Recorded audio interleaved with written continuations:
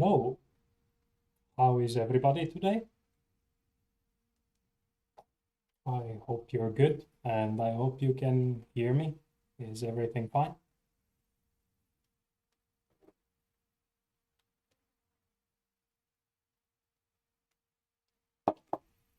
Is my microphone on? Silly question, but I'm not always sure if this thing works. Great. How is Diego today?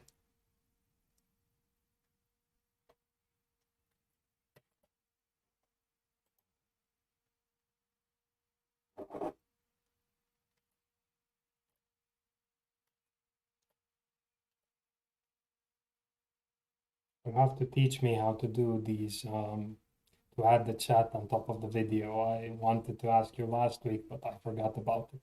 But maybe next time.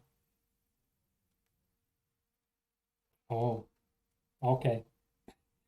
Then I hope you can hear me properly this time, or hope it's not too loud. But yeah, nice. So do you like it? Is it Bluetooth or?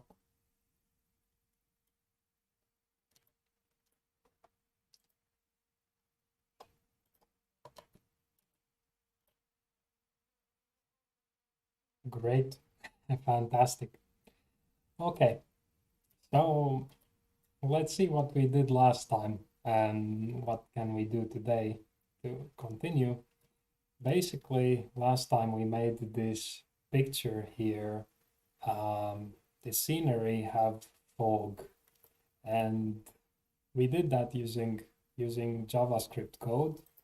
So if I comment it out, then probably I see the original. So this is the original, what we started with, and we made it look foggy by adding some lines of code here. And the way we did that was with this radial gradient method. So it starts off being closer to opaque here in the background in the distance, but then it becomes more visible in the front. Hi Abed and Fakru, hello. So that's what we did last time, and maybe just to remind a little better, I can change the color of this gradient to red, so that it's a bit more visible how this gradient is affecting the image. But of course it works much better with white, and now it kind of looks like it's fog, and in the distance you have less visibility than in the front. So yeah, hi Rahul. And basically this is all we did last time. And this code is okay, but we could make it cleaner by separating it into a function. Maybe we call it add fog, and we say that we want to add it to this context. So actually this needs to appear here after my context variable. And I'm just going to copy this code into a function, because I don't want my main function to be so big. It shouldn't have so many lines of code, especially when they are confusing like this, like what is a color stock, what is a fill style. So we discussed these last time, but if I look again in this code, I want to see just add fog. It's really clear, and I don't even need to add comments to explain what it's doing, because the name of the function is telling me what it's doing. And if I refresh this, it's still gonna work this time. All in one line, yeah. I do have some students who actually do things like this, like really they make very, very many things one-liners, and they claim that it is really easy to read something like that. but please don't, especially if you do things like add also spaces in between, because then parts of the code, like here on the right, they are exiting the screen and you don't even know there is code in those places. So I have seen this practice from some students.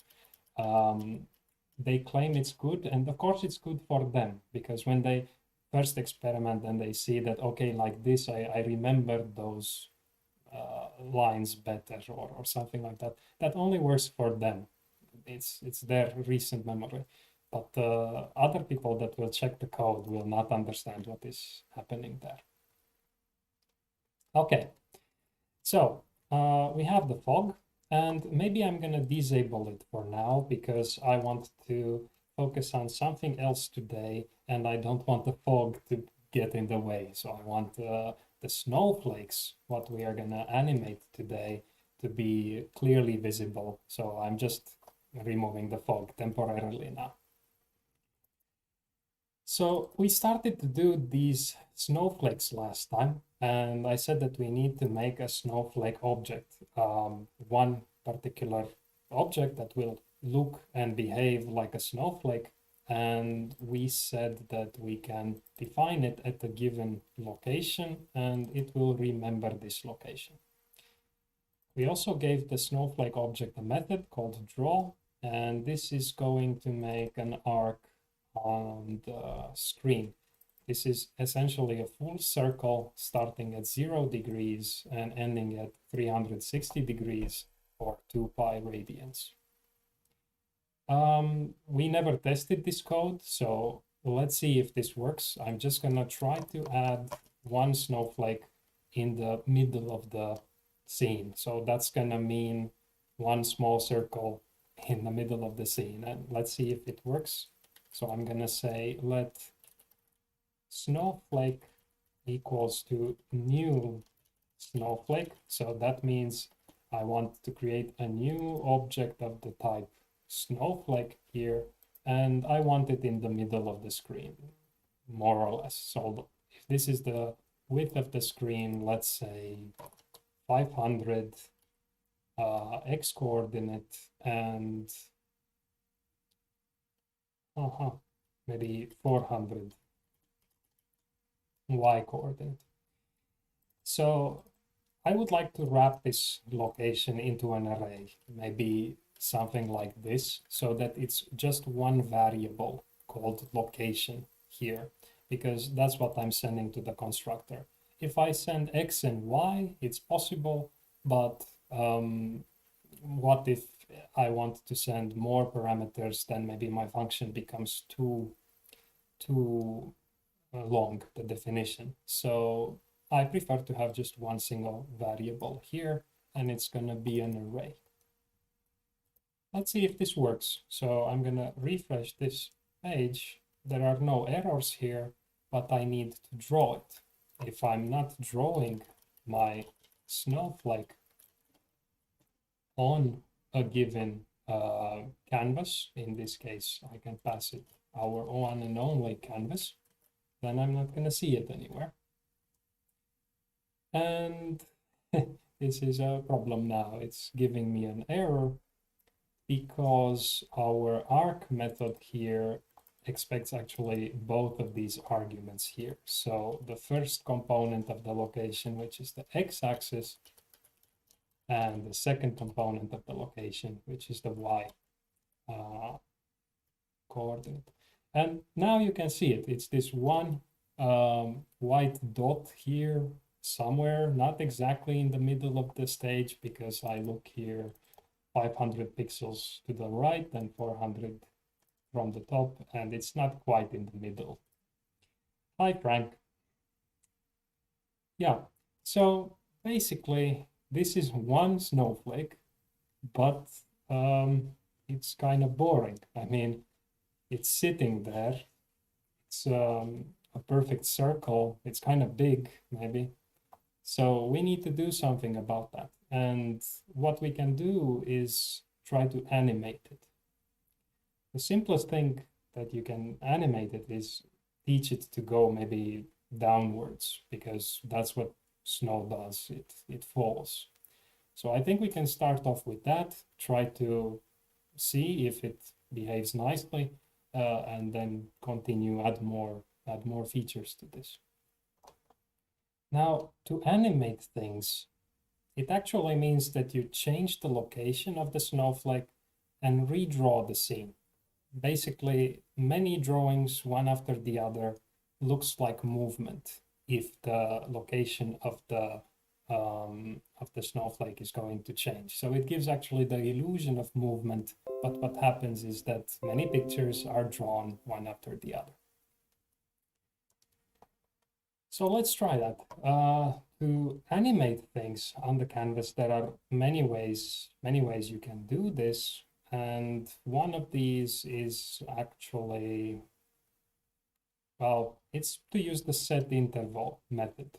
So this set interval is a method recognized by JavaScript that gets a function as a parameter here. So this is one function as a argument. And the second one asks how frequently do you want to repeat whatever is inside here.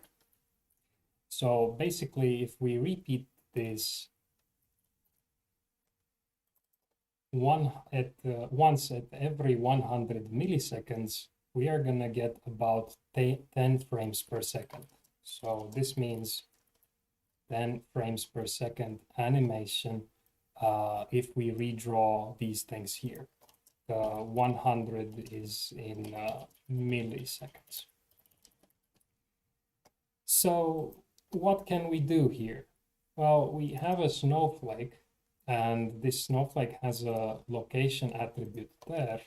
We could, for example, say that the location attribute of the snowflake, its y component. So I'm using a simple array notation here. The y component is the second element, so 0 is x, 1 is y. Let's say that we want to increase it by 1. So this plus plus means increase by 1. And we also probably want to redraw this snowflake. Otherwise, nothing will happen. Just the variable name is going to change. So let's see what happens. You can actually see that something happens. It's not what you expect, maybe. But something happens. Basically, the snowflake moves down. It's being redrawn. But whatever was behind it, so the previous snowflake position, was never deleted. It's essentially moving and then redrawing and moving and redrawing, but whatever was drawn previously on this canvas is still there. So instead of the snowflake seemingly going down, it looks more like a water droplet on the window that is falling and leaving this kind of visible trail there. Now, we have to fix this by clearing the canvas before drawing our snowflake.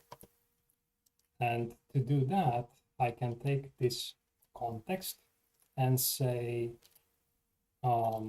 clear rectangle starting at 0, 0, so starting at the top left corner and going width and height.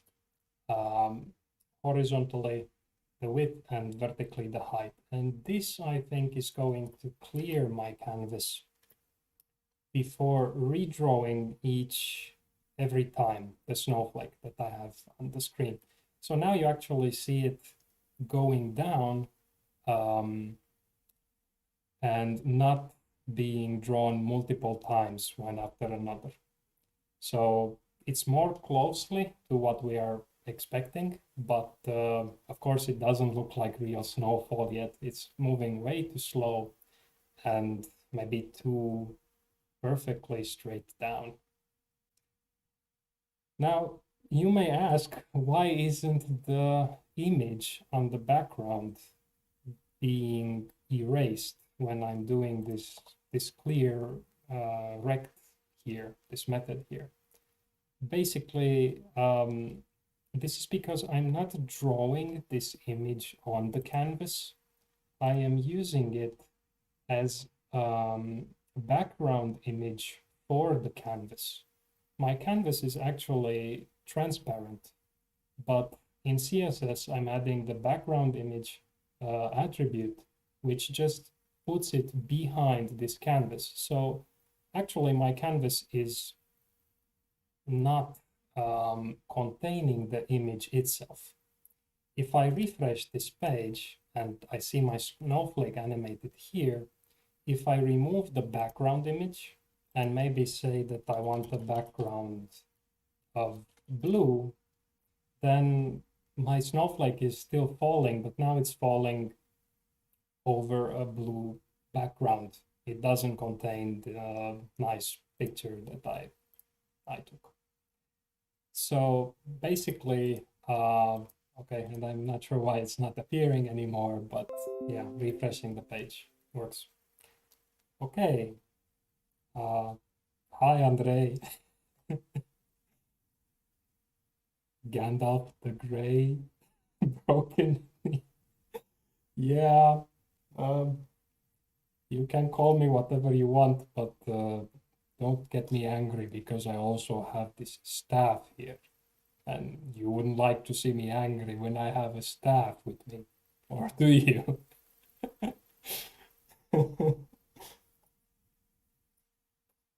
Yeah.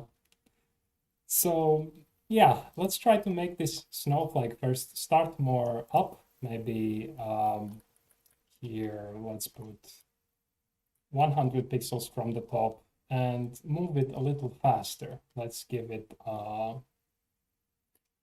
move it by 10 pixels at each frame. Okay, so now the flake goes a little bit faster, still not that realistic, but more realistic than previously. To make it go really, to make it look more like snow, we need more than one snowflake. So that's definitely one of the things that we are gonna do next. And if you want to keep your memory from overflowing, one way to control this is to set a variable here on the top, a constant, for how many snowflakes you want to have on your screen. So I'm using n here because it's really the only parameter that we are gonna control here. And it's gonna be for the number of snowflakes. So in our system, at any point in time, we're gonna have 100 snowflakes on the screen. And in this way, we don't worry about using too much memory or exceeding the memory limit of your device.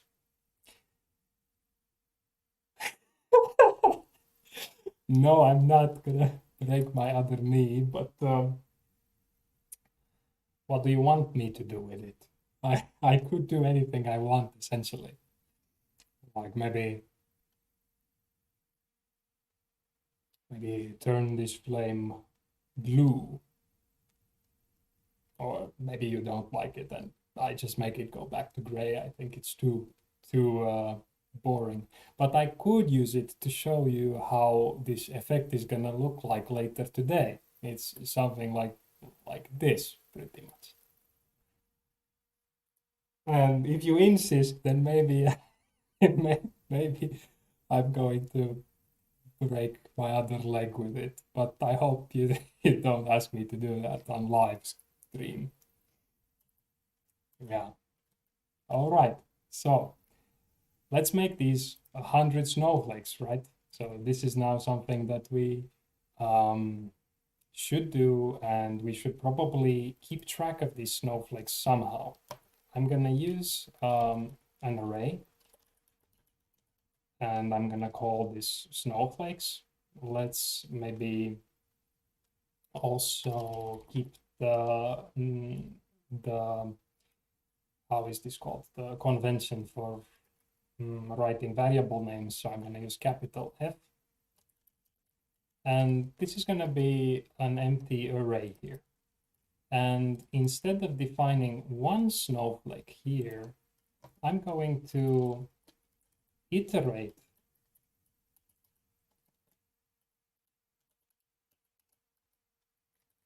(100) times, because that's what n is.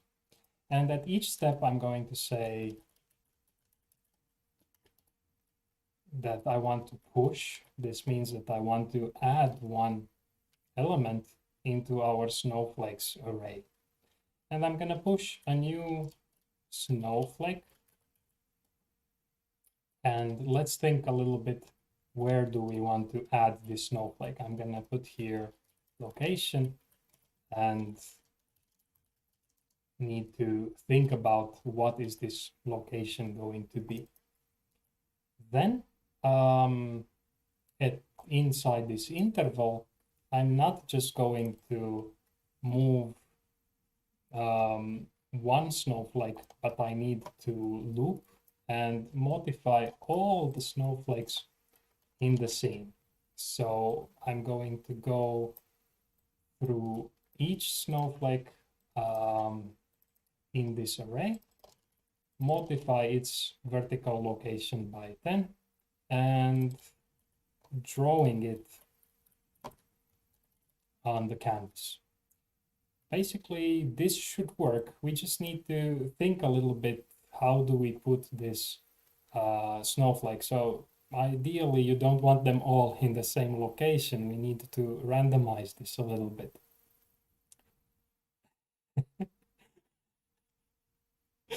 Okay, better not comment too much, Andre. So the location is going to be at random, and we can use the math.random method, so the random method of the math library. This is going to give us a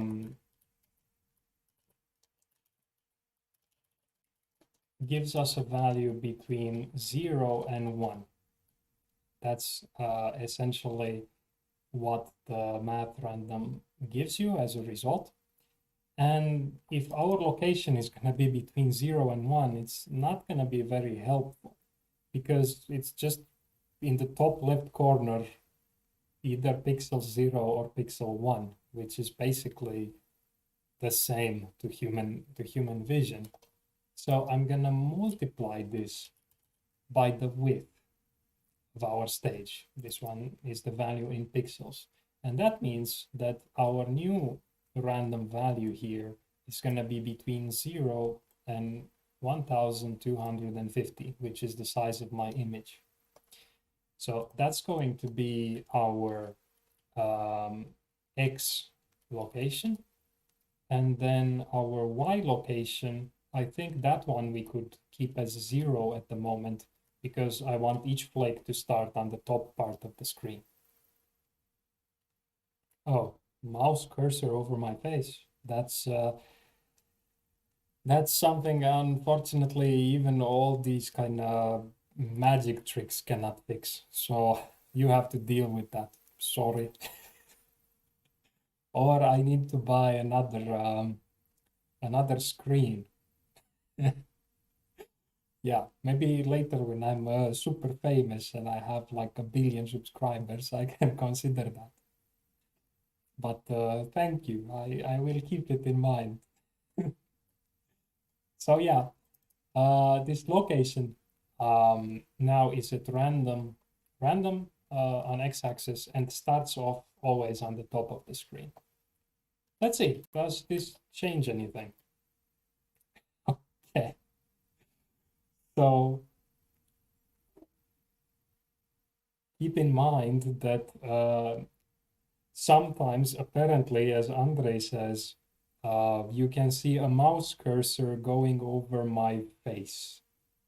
And that is because my camera system is on the same screen that I'm using to type on. And well, it captures the mouse, and I actually can't disable it. I tried. So a gray beard. Is it okay if my gray beard is going to be somehow burning like this? Is it enough of a beard for you? Or no? No, unfortunately, I cannot generate a gray beard whenever I want. But next time, if you insist, I may add this spell in my bag of tricks. Okay, so snowfall.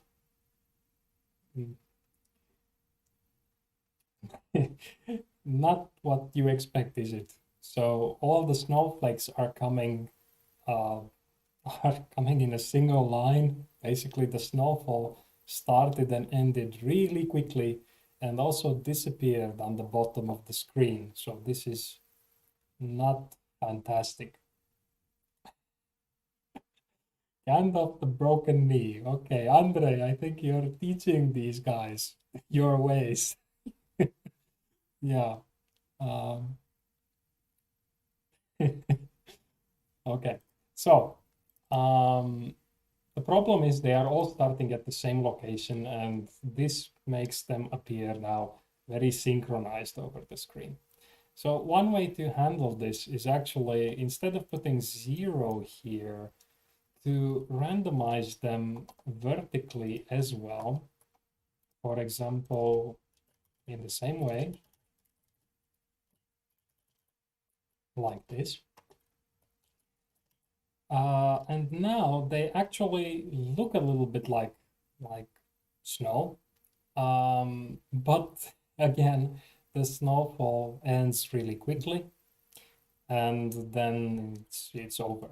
Now, it's important to know what's happening now, because basically my snowflakes are still there. They are still there, they are still in memory. And if I go and take each of them and debug the system, I see that, okay, its Y component is very big. It's actually bigger than the height that I've defined here and the size of my picture. So this value actually continues to grow. If I debug this again, I can see that this value increases more and more. So things are in memory, they are affected by this for loop, and they are taking time to render somewhere on the canvas that we cannot see. So this is what I meant before of memory leaks. If you implement this some other way, then you risk adding more and more snowflakes and forgetting about these that are falling below the canvas.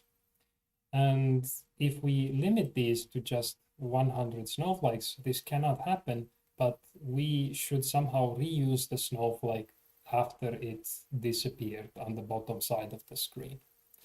So what I'm gonna do here is have a check that if the location of this snowflake, the vertical location, is bigger than the height, then I'm gonna essentially teleport this snowflake to the top. I'm gonna change its Y coordinate to be on the top of the screen. And what the user sees in this case is not some snowflakes that are teleporting, but to them it seems like the snowflakes are just being generated from the top of the screen. So that's it pretty much for the mechanics. And what's left to do is make these snowflakes behave a little bit more like in real life. So we need to think about this, and very likely we are not going to finish this today, but let's see how much we can do. So if you want to really simulate snowfall like in real life, then you need to think a little bit about it. Yeah, random is good idea. So we can randomize many things. Maybe we can randomize the size. This is one thing that we can randomize. So the size of the snowflakes is one thing that when you look out and it's snowing, you will see snowflakes that are larger and snowflakes that are smaller. Now, one of the reasons why this happens is because of perspective. Snowflakes that are in the background, they appear smaller because they are further away. So it's not just that they are randomly at different sizes, but they may be further away. And making a small snowflake could actually give the impression that you're looking at the snowflake which is in the distance.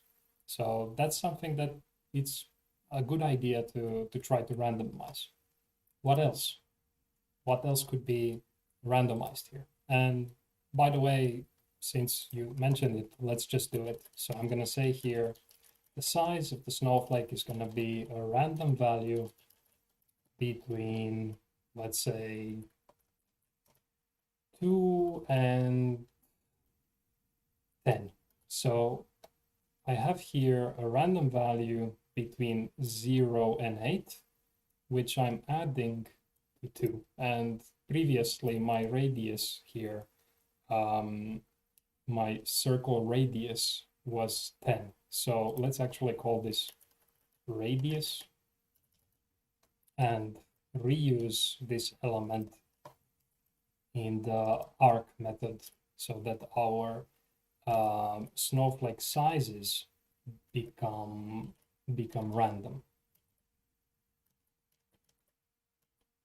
Yeah, so something like this now.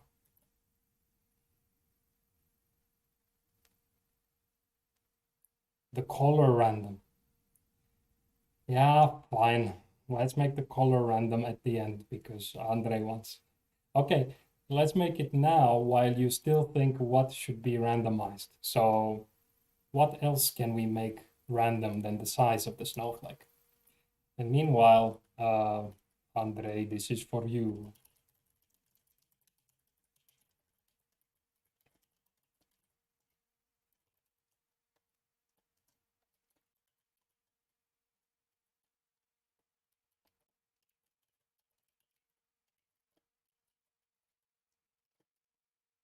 I'm waiting.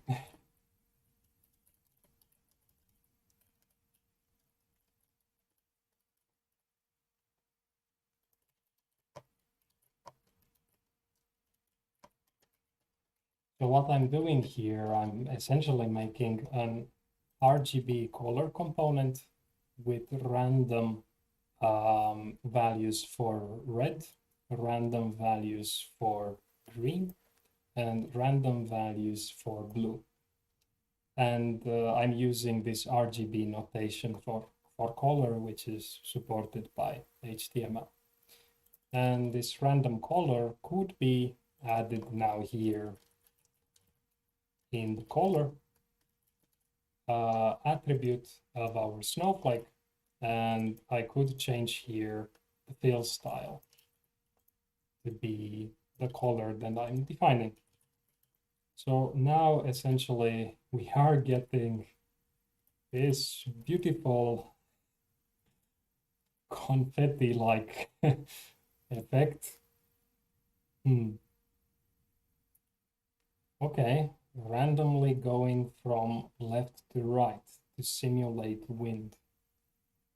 Yeah, we could do that. So each snowflake would go at a random speed. Could some go from the right to left? How about what happens when the snowflake goes out of the screen? Because now basically if it goes just one direction, we are gonna be left with an empty screen in this way. So there are some questions that I still need your input on.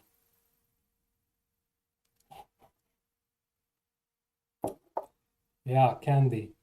Happy I added color. You got your your wish. It's what was that? It's raining Skittles. Yeah, I think it's like this Skittles commercial. And let's make my flame colorful also. Do you want it like this?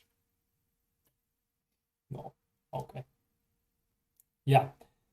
So let's try to simulate this wind. Okay, it's one way to do it. So how about all of them should follow the wind? Okay, so let's have a constant here, or maybe we want the wind to change later. Let's see. Let's make wind and give it a value. So let's say positive values are going to mean movement to the right, and negative values are going to mean movement to the left. Okay, so this is one thing that we can do. And here where we are moving our snowflake, we also can modify the x component of each snowflake by this wind value. Now, maybe the wind should be a vector. Some of you knows what that is, so that it has directional component and magnitude. But let's just leave it like only horizontal movement.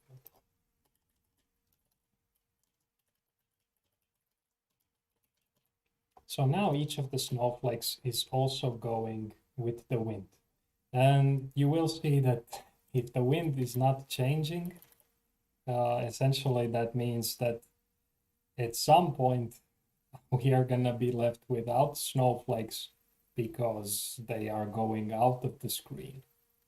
Now, they are respawning when they are falling below the canvas. They are respawning on the top, but they are not changing the X component anymore.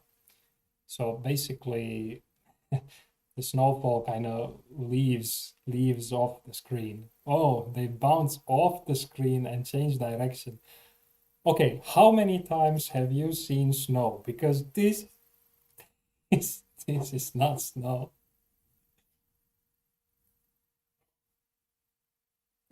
Okay, I'm gonna stop listening to you for a bit and make my snowflakes white for a moment.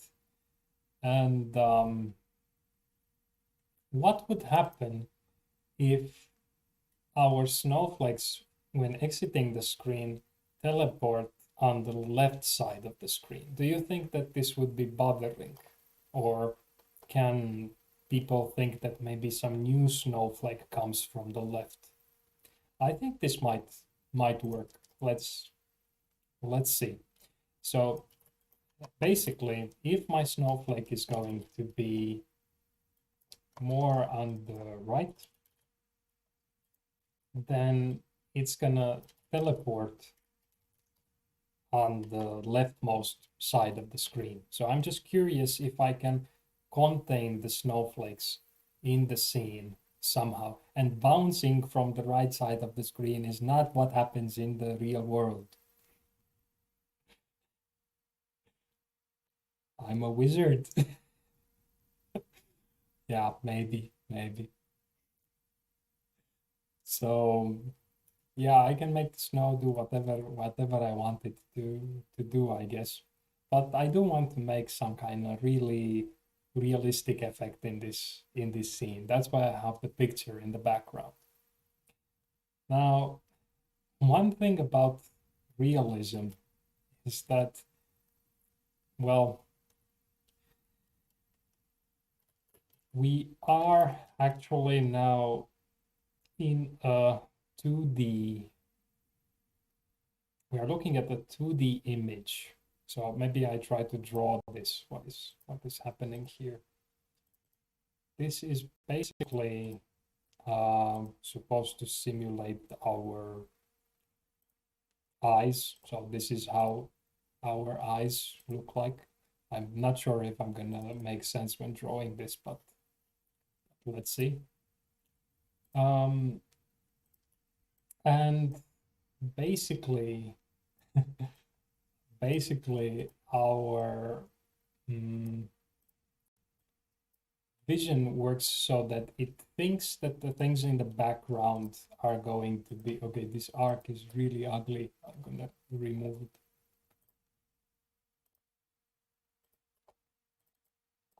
Yeah, I think this is better.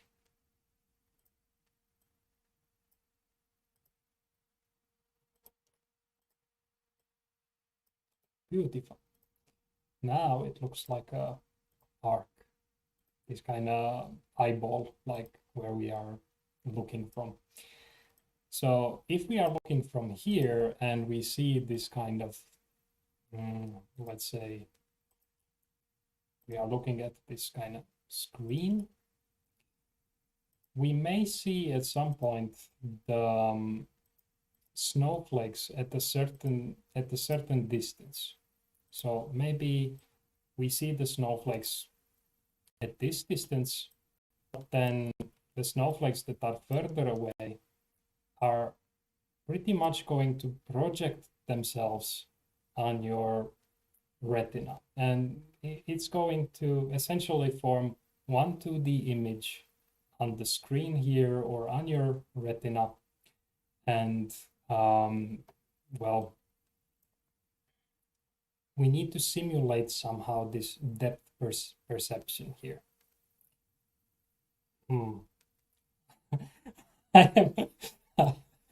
This is an eyeball. This is how you draw an eye as a simple representation in a diagram. So basically, what I'm trying to say here is that we may have some kind of snowflake here in front that we are seeing, and I want to somehow think about how the snowflakes should move so that they become more realistic. Essentially, if you have a snowflake that is twice as far away, it pretty much means that it's going to look smaller to you. So you can figure this out by doing some kind of simple geometry that the size of objects as they go further away become smaller. Okay, I'm doing something opposite here, what I'm trying to explain maybe, but I'm also trying to explain movement. So this thing will look a little bit smaller as it is further away from the viewer perspective. But what's most importantly is that it will also look like it's falling slower. And that's because both of these essentially project to the same distance. And if you consider that these snowflakes fall at the same speed, like this, here, when we are at the top of the screen, essentially, if they move at the same speed, like both of these snowflakes, then the one in the front here is traveling the whole distance, but this one on the back is not traveling the whole distance. That is essentially what enters the screen size. So that also means that not only this one looks smaller, but it also appears to move slower relative to the one in the front. So this is something that if you really want to have realism in this effect, is something that you need to consider. So now all our snowflakes pretty much look like they are falling at the same speed. And that's not what happens. Some of them will be in the background. The smaller ones are most likely more in the back. So the smaller the snowflake should actually, it means that it should move slower as well. So this is it depends on this perspective. So if you try to film outside the snowfall, it will look different depending also on what kind of lenses you're using. So this kind of math that we are going to do now, it's not necessarily accurate to one type of lens, but we just do something that kind of looks realistic. So I'm not going to be very mathematical about this, but just to have this idea that things in the distance appear to move slower and things that are nearby move faster and are also bigger at the same time. So let's see if we can emulate this somehow. Since we have this hard-coded value here, I'm gonna replace it with gravity, and I'm going to define a value for it here as well. And let's leave it also 10 for now. And instead of moving this snowflake just with gravity and just with wind, I'm going to scale this movement with the size of the snowflake, basically with this radius that the snowflake has. So I'm going to say here multiplied by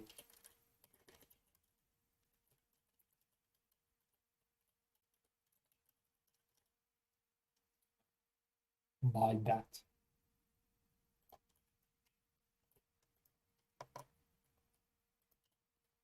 And the wind will affect in the same way. So even though the wind is blowing at a distance in the same way as nearby, because of perspective, the snowflakes at the distance actually don't travel at the same speed. Every movement is affected by this perspective, actually. So, okay, maybe this movement now is a little bit too fast because my gravity and is scaled by a radius, which essentially makes our thing between 2 and 10 times faster here. So maybe I'm going to lower now these constant values here a little bit and see if this changes something. So you can see some snowflakes in the distance that are smaller. They are being seemingly overtaken by snowflakes that are in front. It kind of looks like that if you think about this as a 2D image, but if you do think about this as a 3D image, 3D environment, it kind of makes sense. Now,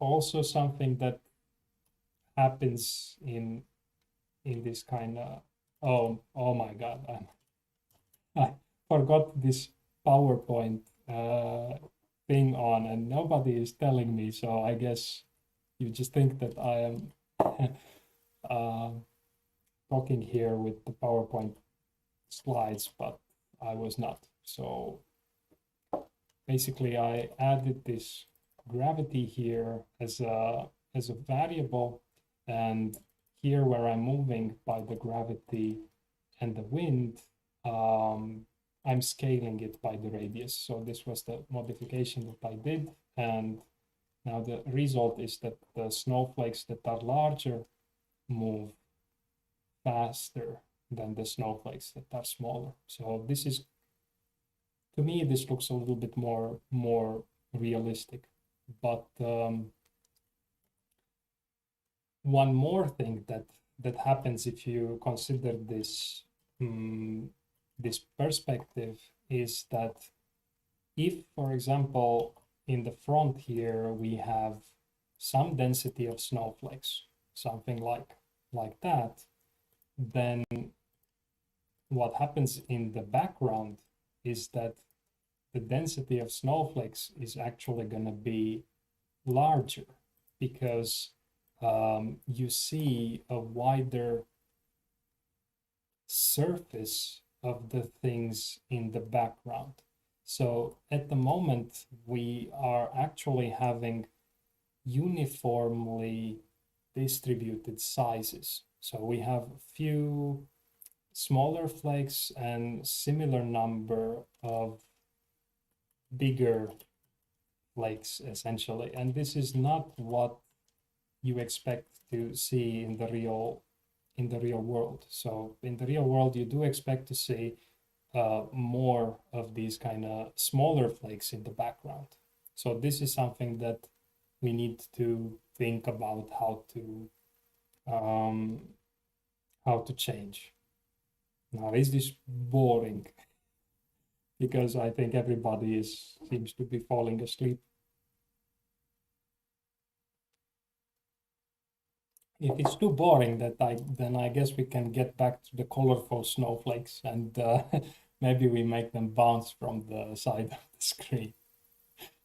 But I still want to see that image becoming as realistic as possible. So that's kind of my ultimate goal.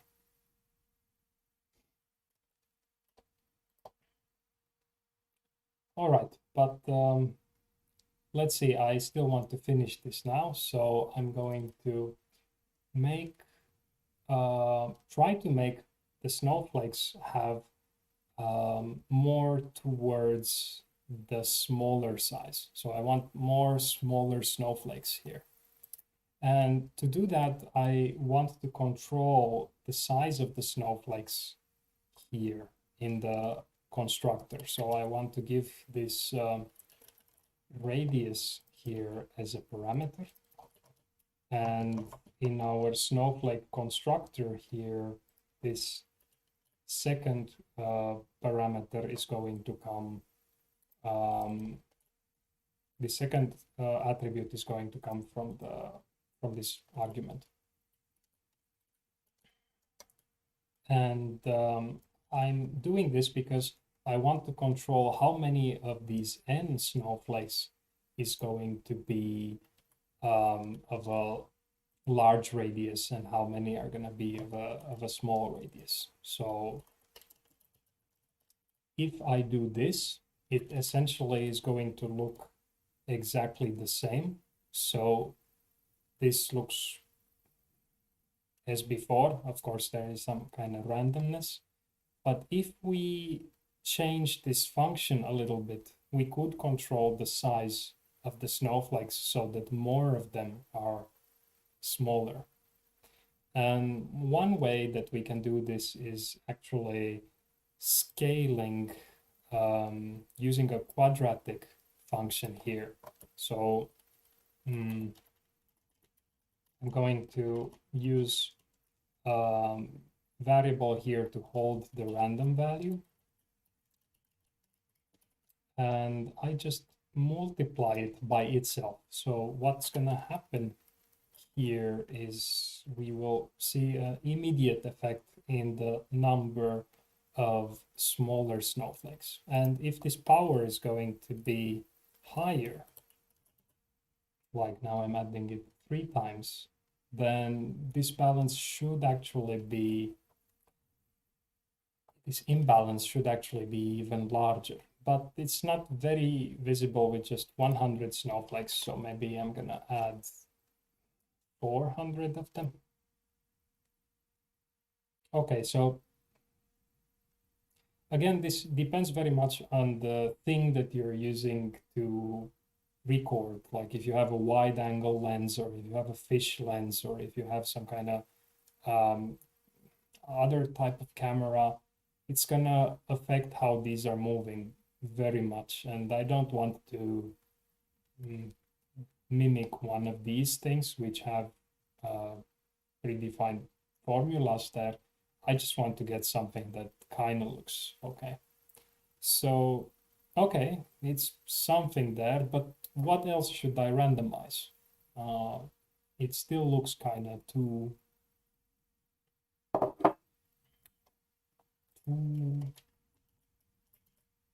similar, does it?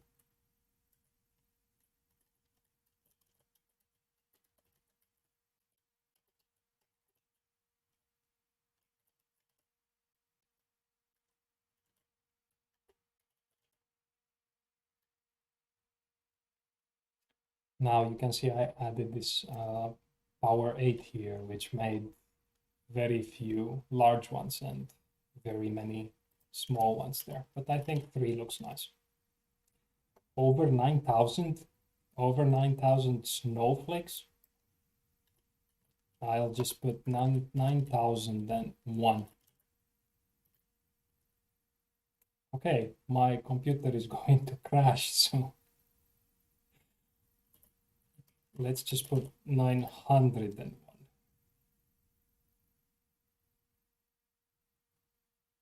I think this is probably doable. Do you think this is doable? Does my magic still work? Okay. So not over 9,000, but over 900. That's the goal for today, the limit.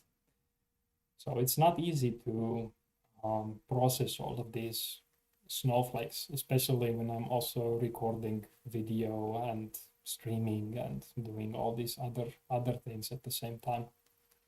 It will be limited by something. And that's why I actually wanted to add the fog. So the fog that we created last time, I still want to be able to add this on top of our snowflakes here. The idea is that in the distance, there are so many small snowflakes that they actually form a kind of a fog. You can't really distinguish each individual snowflake, but they are covering the background. And that's why when you look in the distance, when it's snowing, you may not see the horizon anymore. So my fog is actually a trick to kind of simulate this effect without blowing my processor here. So yeah, let's see if we can get this fog on top of the snowflakes at each iteration now. And I think this may break something, but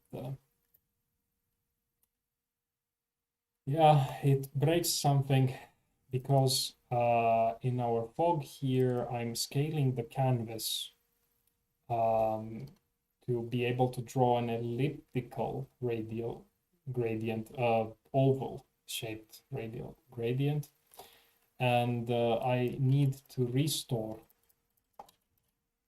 this prior to redrawing snowflakes in the next stage. So basically scaling the canvas was never scaled back, and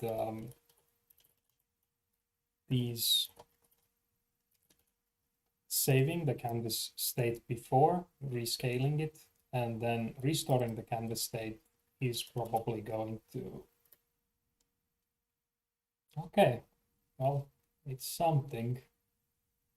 Still not realistic. I don't consider this to be realistic yet, but I think that the fog that we are adding on top of the canvas helps really much with this effect. So basically it becomes more convincing. Otherwise, without this fog, it just looks like really out of place. First of all, it looks like a really summery day. Everything is green, the sky is kind of blue. But when you add this fog effect,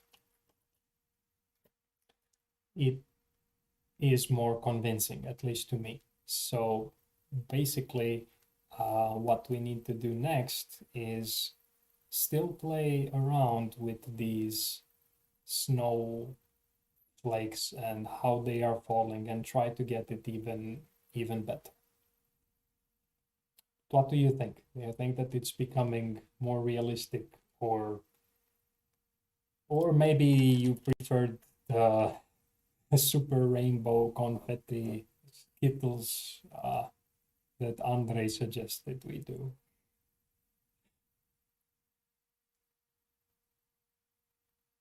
Hey Frank, you're still here. Yeah, I think it looks better, but I'm not convinced. I would like to make this scene extremely convincing, so bear with me. I want to have more of these streams, and in each stream I want to get this scene more and more and more realistic programmatically. I want the snowfall to look even better. I want it to fall on the ground, and I want it to land on this sandy part in the front, and I want the water in the background to ripple. Basically, I want the water to ripple because it's maybe a little bit windy there. So I want to add all of these effects programmatically on top of this image. I'm not exactly sure how I'm going to do that, but for now, I'm still sticking with these snowflakes. So I'm not happy with how they look like. They need to be better. How do we make them better? Any ideas? So I think that the distribution is about right. We get more smaller ones, which kind of seemingly look in the background. They move slower than the ones in the front, but it's still not it's still not convincing enough to me. Maybe I'm gonna need a new computer, especially if I want to stream these, but to also be able to do these kind of weird magical effects on the side of the screen. Then essentially I am in desperate need of a better processor. But yeah, no, I actually want to make them as as efficient as possible. Also, that's why I'm not using like infinitely many snowflakes here. Trigonometry for the wind. Yeah, that's one idea. So we could, for example, now we have our wind starting at 1. Simple trigonometry function that oscillates is the sine function. So basically, the sine function looks something like this.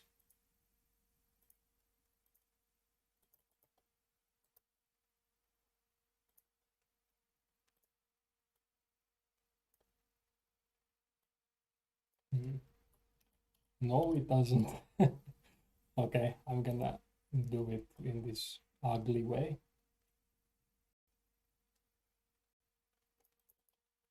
Yeah, so the sine function looks essentially like this.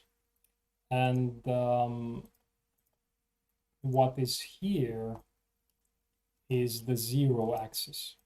So the maximum values of the sine function are going to be 1. And the minimum values of this sine function are going to be -1. And the sine function starts at 0 here with the value of 0. So let's say that this is now our vertical starting point. That's 0, 0. And it's a periodical function. So you can see that whatever we have here in the beginning repeats again and repeats again and actually goes on indefinitely, even here on the left. So it goes also towards negative infinity and towards positive infinity. And the places where this function starts to repeat is at 360 degrees here, or if you want to use radians, which is more common in these math libraries, then we can use pi. So 2 pi means the same thing as 360 degrees. So if we oscillate our wind between 1 and -1, the wind is basically going to change direction in a sine wave pattern. And we could do that. So here my wind is constant, it's always 1, but maybe I want to make it equal to something relative to the sine. I mean, using the sine value function. So maybe we count the frames here.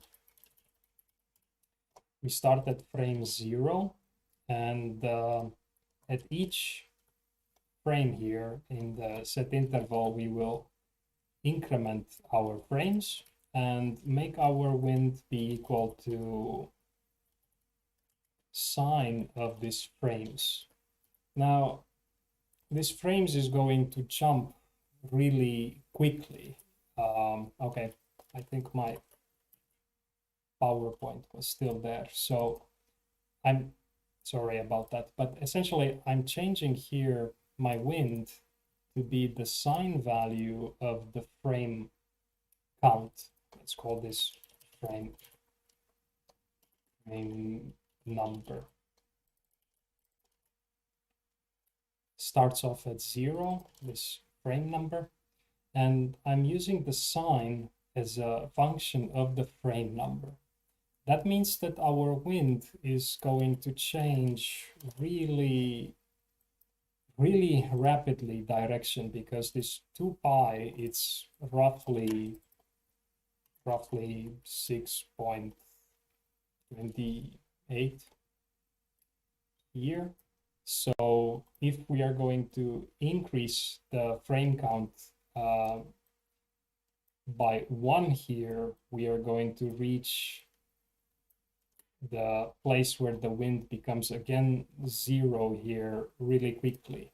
And this is something we don't really want, because then our snowflakes are just gonna jiggle really quickly. So we could see this effect if I save now file and refresh the page.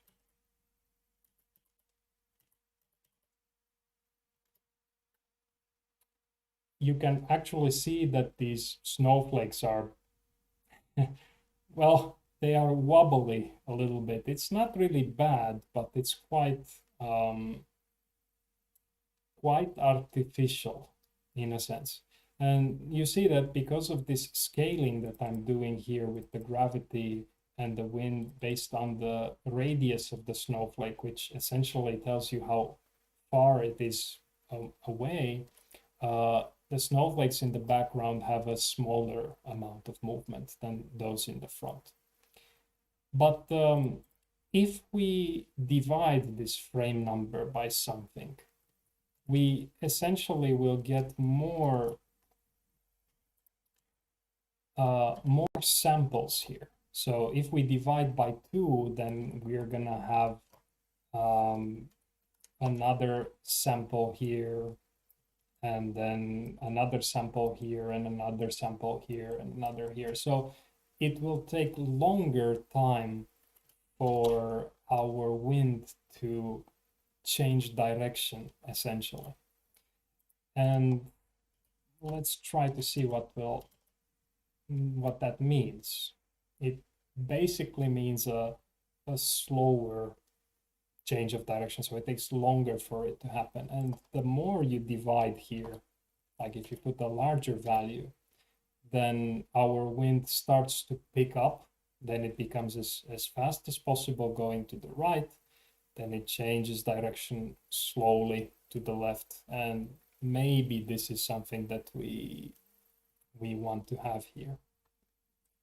Yeah, so each one would need to have individual angle value. Yes, so by that, I think that I like to refer to it as an offset. So basically, our sine function starts at 0 with the value of 0. But if we add an offset to it, like this, maybe we say we don't want the sine of x. Maybe we want the value of sine of x plus 1, then sine of x plus 1 is essentially this, what I drew here. The sine of x plus 2 would be something like this. Sine of x plus pi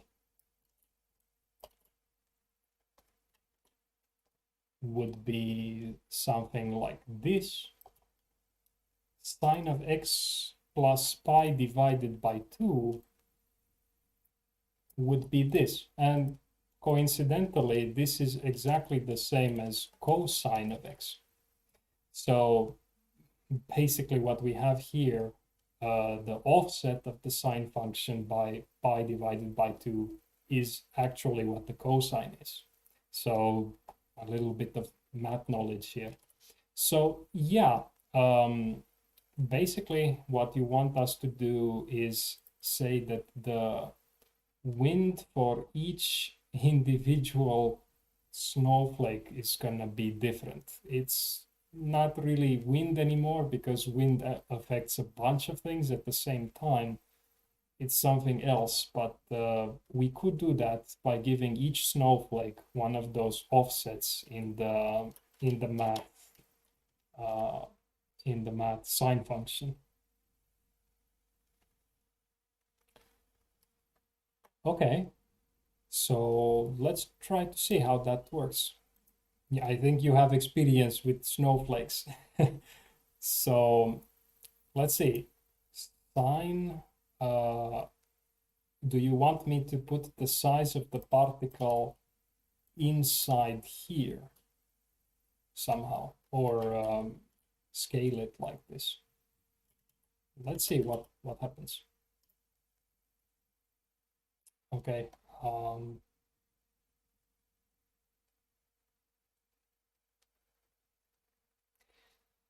Well, now I'm using this wind here as a global, so I don't have this individual value here. I would need to calculate, yeah, I would need to calculate this based on the, like, okay, maybe we do something like individual wind, like some kind of wobbly effect. And this one is going to be equal to something related to the snowflake itself, its properties. I think this is what you mean, but let's see. So now I'm using this individual wind here instead, and this is actually not used at the moment. Well, it does look nice. So the things in front are more wobbly than the ones in the back. Sine times particle size would make larger ones move in bigger curves. Yeah, I think that this is exactly that. So, or do you mean opposite?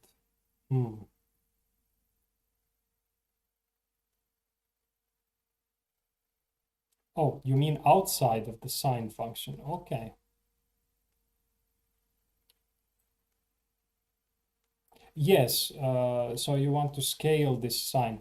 Yeah, basically, if we go back to this image here, so let's go back to the sine of x. Yeah, I know what you mean now.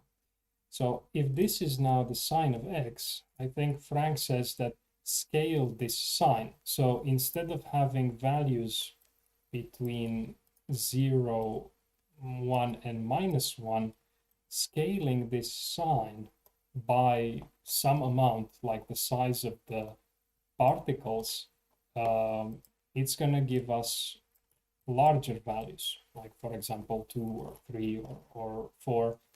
If we multiply by the size of the snowflake by the radius, then we're going to get values up to 10 here, because that's the maximum radius for our points. So that can look nice, I think.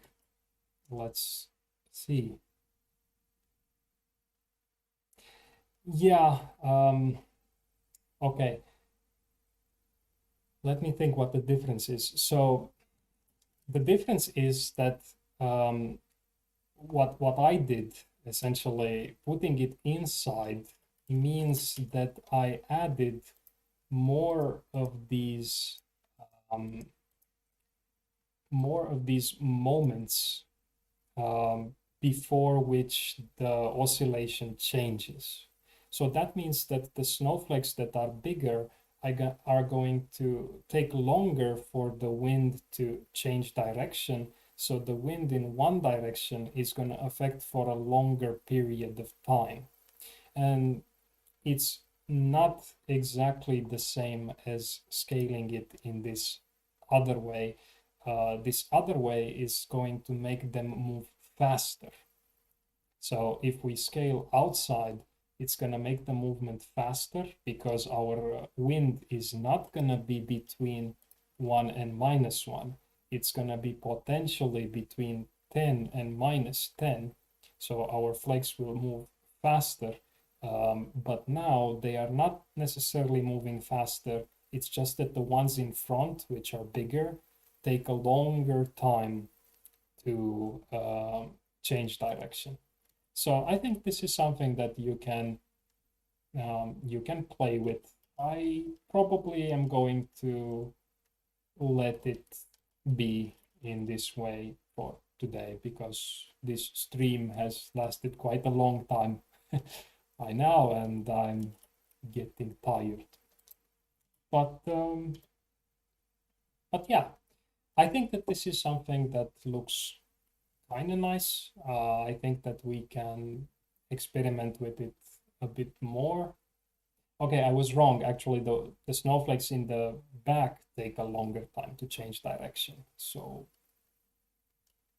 yeah, let's also test this one thing that Frank is saying. So multiply it in front. This is going to make the snowflakes in front move faster. So let's see. Yeah. They are moving fast, and okay, now we also have a bug. Uh, um, you can see that something weird is happening. Basically, our snowflakes, when they go off the screen to the right, they are teleporting here on the left side of the screen so that we reuse the same objects and somehow seemingly it looks nice, but we don't have now the same effect when they go left outside the screen. So we need to do this modification here as well. So if our location goes to the left, it now teleports on the right side of the screen. And now it's gonna look probably a bit better. It kind of looks like a blizzard comes from time to time and then it changes direction. But damn, thank you. Ah, okay, so back a little bit without this change.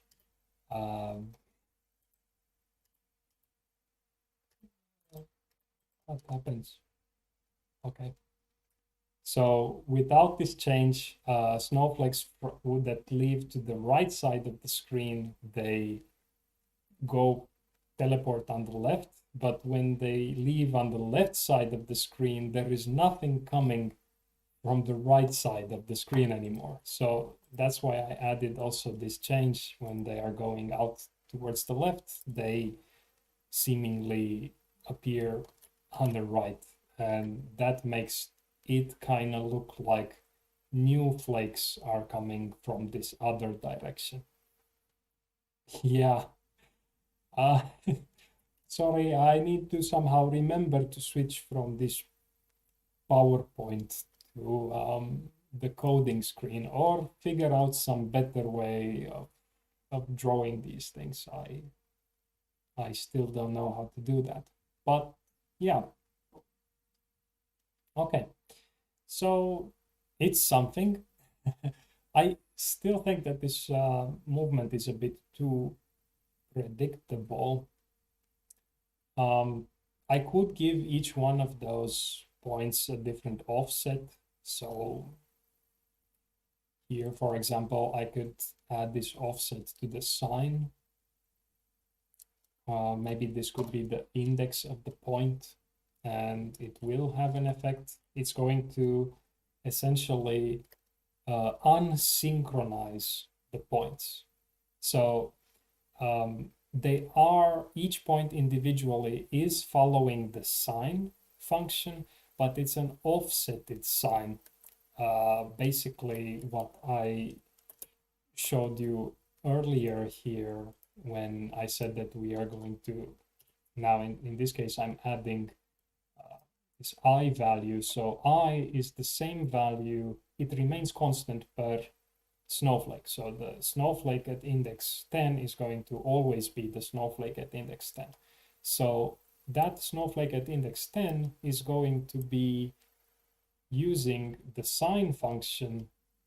It kind of looks like this. So it doesn't start at 0 and periodically changes, also ending at 0. It periodically begins to repeat at this weird value here. So as a result, you get this kind of seemingly chaotic effect here on the right. I don't know if this is necessarily what we want, or maybe removing now this scalar from outside of the function could make this look more like a gentle movement here. It's really something that you kind of have to experiment with and decide what you think looks good and what doesn't. But yeah, maybe that's it for today. And next time I'm going to teach you how do we detect when these snowflakes are touching the ground here, but not on the lake. I'm gonna only detect the ground on the sand area so that the snowflakes will fall on this sand area, because if they fall in the water, they just melt. So I'm gonna treat this case separately. And that's it for now. So thanks for being here. And yeah, I think it was fun. So see you guys.